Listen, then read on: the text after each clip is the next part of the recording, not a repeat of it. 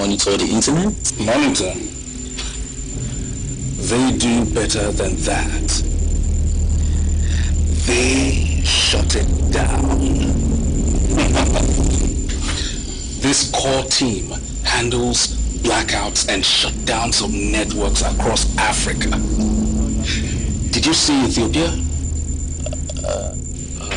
Legacy did that. And due to his work in that region, we were able to operate without reports of our work on ground leaking out to the fake news sites.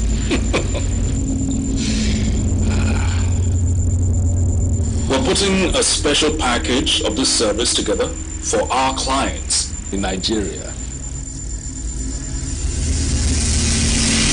Hey, your phone is ringing.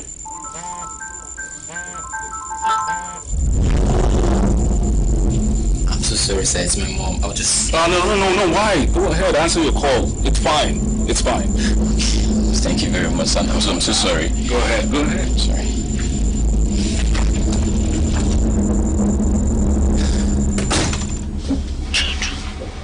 You have found the place, Abby? Yes, ma. No, ma. I didn't have trouble finding it. How is their office? Are they serious people?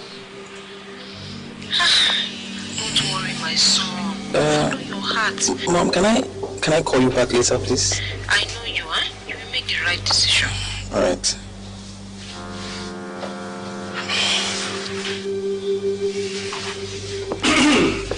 Dude, I think we can take a pause and...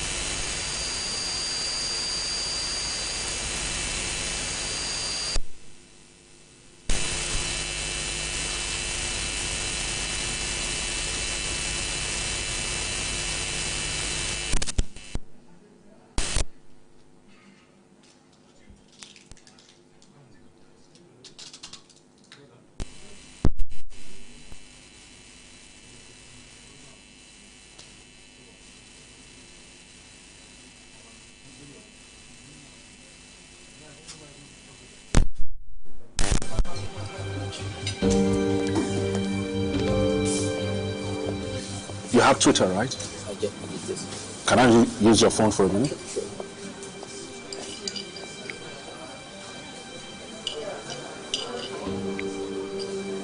How many retweets does this have? 350,000. Now let me find that idiot that's always insulting the president.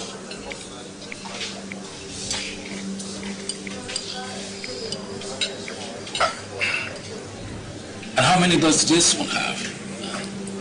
41 retweets, sir. Eat your food, Jude, my friend. Nobody cares. Eat your food.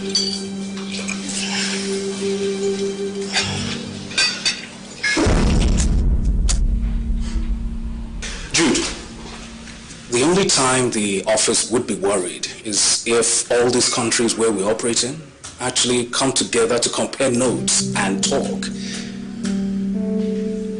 But this is Africa. We both know that will never happen. Come with me. Now, if we're talking sheer numbers and scale,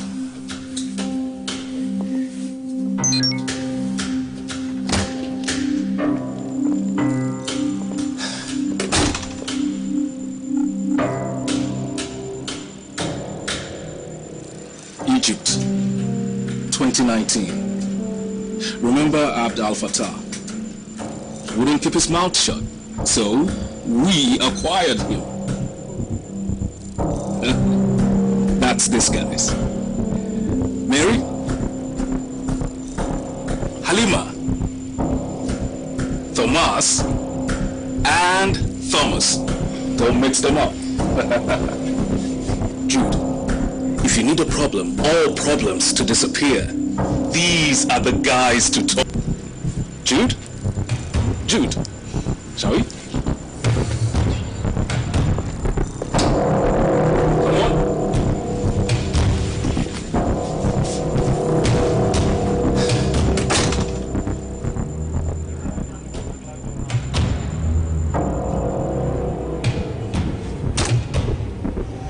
Jude, you know, when the company pays you well, it never stops harassing. Time sheets. Ready for the last room? So come on then, let's go.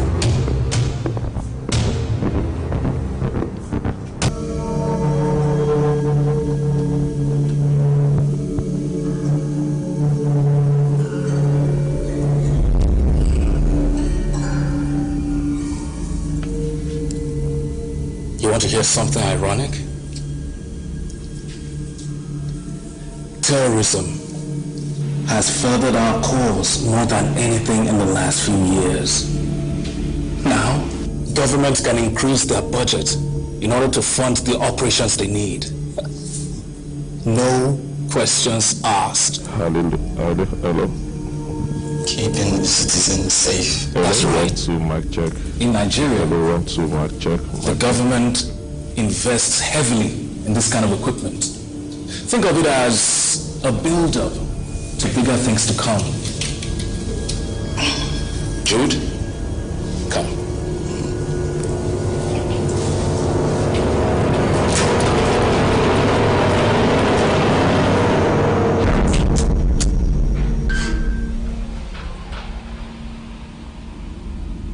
Well, that's it. That's our little operation here. It's a thankless job, but we do it. Plus, I can tell you that we pay people well to keep them happy. I mean, benefits, bonuses, your insurance. I really have to. I like you, Jude. I really do. You're young, smart, and you think deep. I can tell. You know, it's people like you we need to pass the baton to. You gave me a good vibe today, so I am going to give you an opportunity. But first, we have a little tradition around here. Think of it like an induction.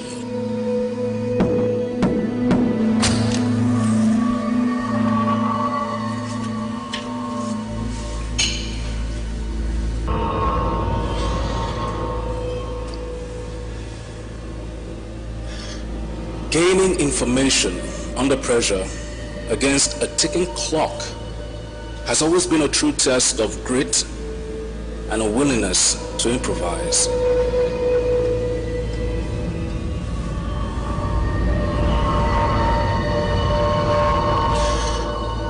There is an office bet on how fast you can get a series of names from our friend in there. Now the office record is 7 minutes, but I put my money on you to split that in half. Was I wrong?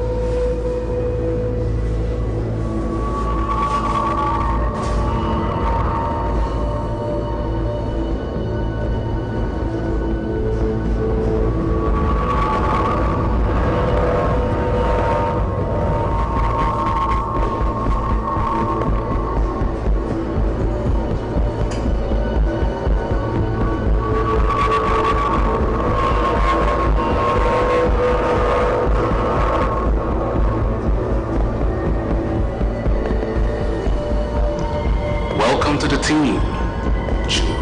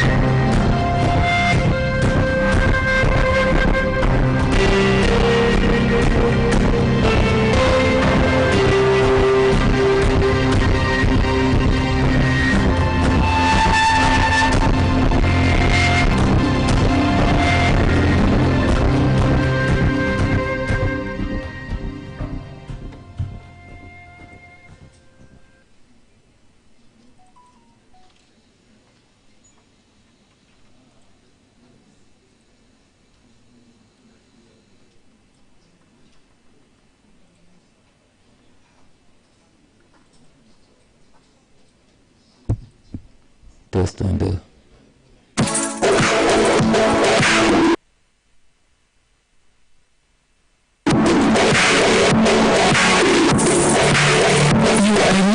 To Africa Rights Talk, a Center for Human Rights podcast series. Welcome to the conversation.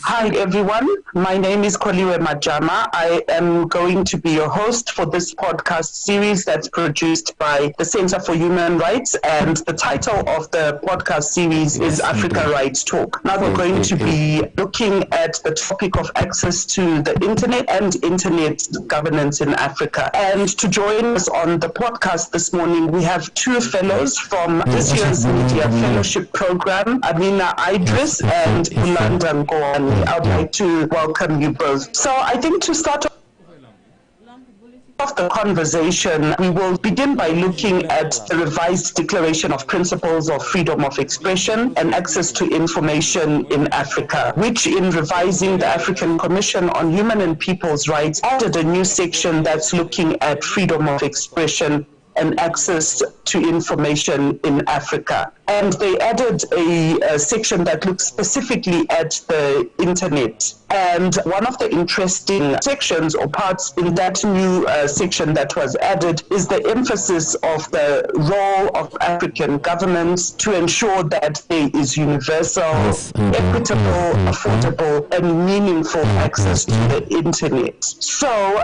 to begin the conversation today, I thought that we'd have a look at the concept or the aspect of meaningful access to the internet. What does this mean for you, Bulanda? I'll ask you to take that first. Thank you very much, Koliwe. So for me, meaningful access means having an internet connection that enables me to fully utilize the internet and all that it has to offer. Also having an internet connection that is reliable and fast. At the same time, having access to an appropriate device for whatever function that I would like to perform or whatever service that I would like to access at that point in time. Also having enough data to perform various functions or access all other services and websites without any restrictions. So in a nutshell, being able to harness the internet's full potential. And for you, Amina, is there anything different from what Bulanda just shared with us in terms of meaningful access? I like what you're saying in terms of, just being able to access the internet without interference. But the issue that you speak about in relation to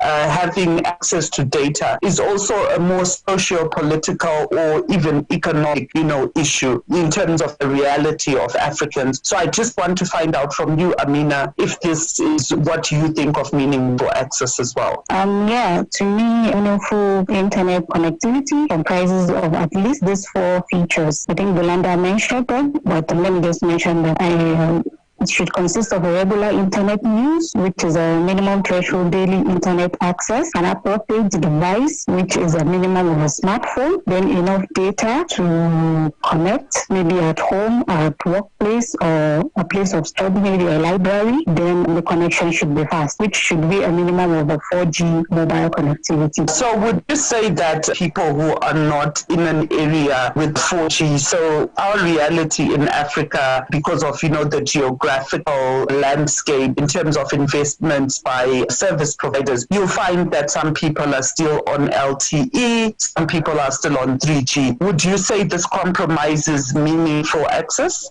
Amina? Yeah, I would say it does, because I think the minimum should be a 4G connectivity. I would say yes, it compromises their ability to get meaningful connectivity. Bulanda, is there anything you'd like to add before I move on to that? Because I find this very interesting, because obviously looking at access to the entities that service providers or governments themselves can provide to the communities. Is there anything you'd like to add? Maybe just to agree with Amina in terms of, anything below 4G shouldn't even be considered as meaningful access. The internet has advanced so much. There are now various services and functions that with anything less than 4G, you really don't get a very good experience. So yes, I would like to agree with Amina on that. Yeah, but one would argue that if you don't know any better in terms of if I'm stuck in rural Kenya and I have access to 3G and I don't know that I can access anything better, the utility of the internet for me at that time is adequate. But that's a conversation for another day. So I'll move on to the next question. I just wanted to also find out your feelings or perceptions around the new call for an increase in connectivity in the digitally excluded communities, what they call the community network. So there's this huge call on the continent for the licensing of alternative connectivity for more marginal communities that we were talking about in terms of geography, that they don't actually make much within those constituencies. So what would you say would be the two most prominent regulatory challenges that could face community network in the countries that you are from? So I'm looking at the